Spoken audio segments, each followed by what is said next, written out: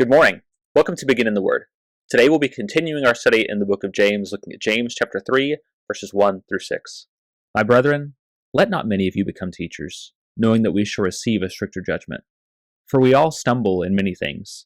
If anyone does not stumble in word, he is a perfect man, able also to bridle the whole body. Indeed, we put bits in horses' mouths that they may obey us, and we turn their whole body. Look also at ships. Although they are so large and are driven by fierce winds, they are turned by a very small rudder wherever the pilot desires. Even so, the tongue is a little member and boasts great things. See how great a forest a little fire kindles. And the tongue is a fire, a world of iniquity. The tongue is so set among our members that it defiles the whole body and sets on fire the course of nature and is set on fire by hell. James begins with a warning, and really he's going to change tone here that's going to carry him for the next chapter and a half or so by saying, my brethren, let not many of you become teachers.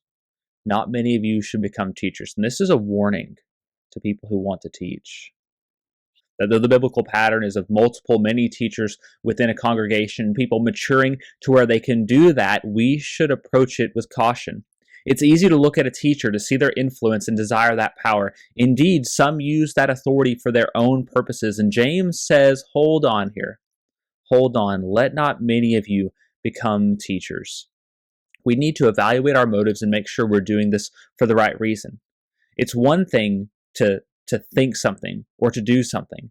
It's altogether another thing whenever we try to instruct people, because we know we will receive a stricter judgment. Whenever it's not just our actions, but it's actions in the way they affect others, there's going to be an extra level of accountability.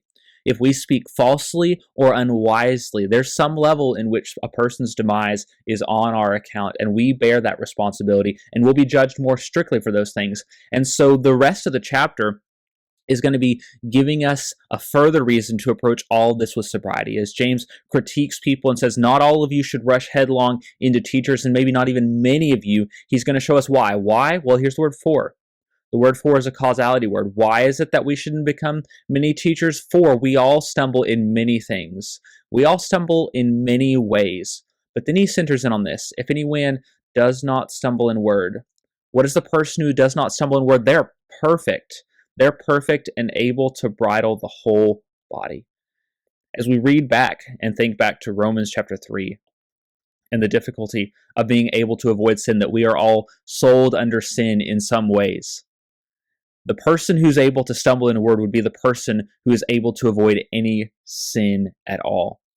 James is essentially saying that our words are a measure of who we are. And that if we were able to avoid stumbling in word, we would be able to bridle the whole body also. We would be able to avoid sin.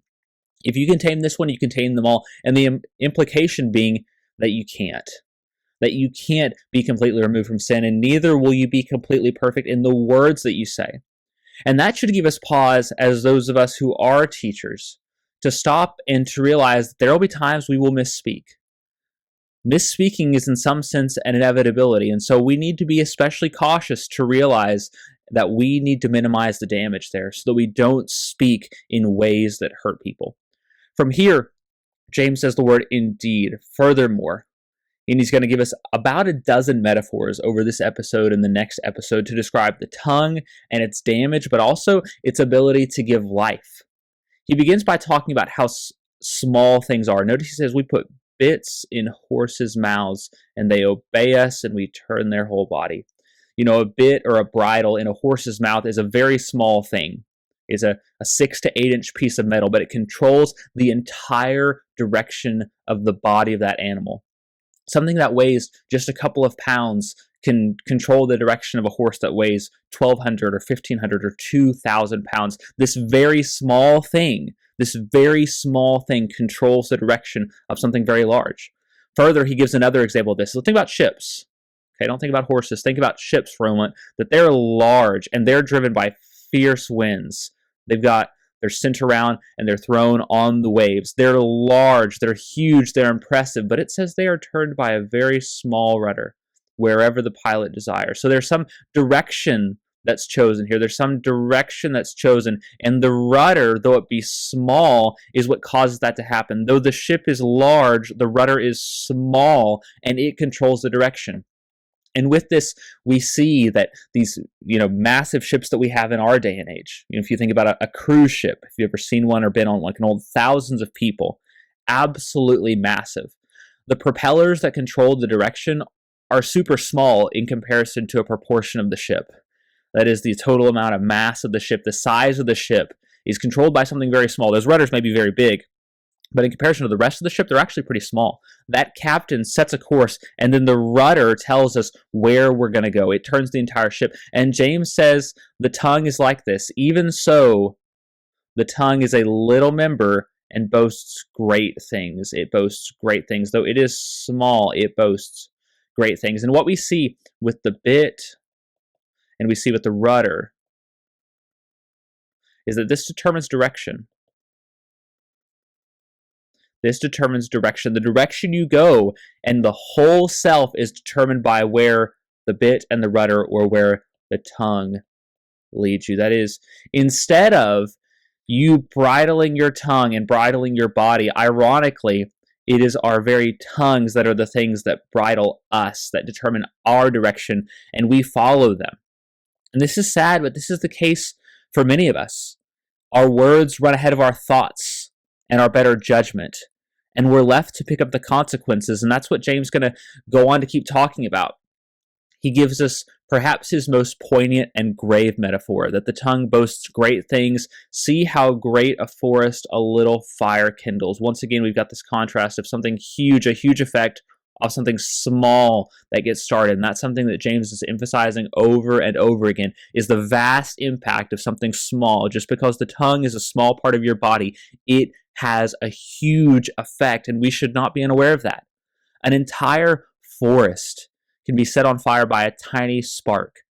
Many square miles of forest have been burned by an errant spark in the wrong environment. Some of the biggest forest fires in the world have been set in a dry condition where trains were going on tracks and the sparks off of that were enough to get it started. James says, indeed, the tongue is a fire. It is a fire, and it is a world of iniquity. There's great danger in using our tongue. It's small, but it causes an entire world of problems. It says the tongue is so set amongst our members that it defiles the whole body, that our whole direction, our whole selves is condemned and blotted by the things that we say. There are times we've said things out of strife, self-seeking, and scorn that have hurt friends and family members. It may have impacted us whenever we work. There's so many marriages that are ruined because of one or both parties' inability to refrain from speaking. They just have to say something. And he says here that it sets on fire the course of nature. The whole world is set on fire, and that is set on fire by hell. That there is something evil, that there's something sinister that goes on here.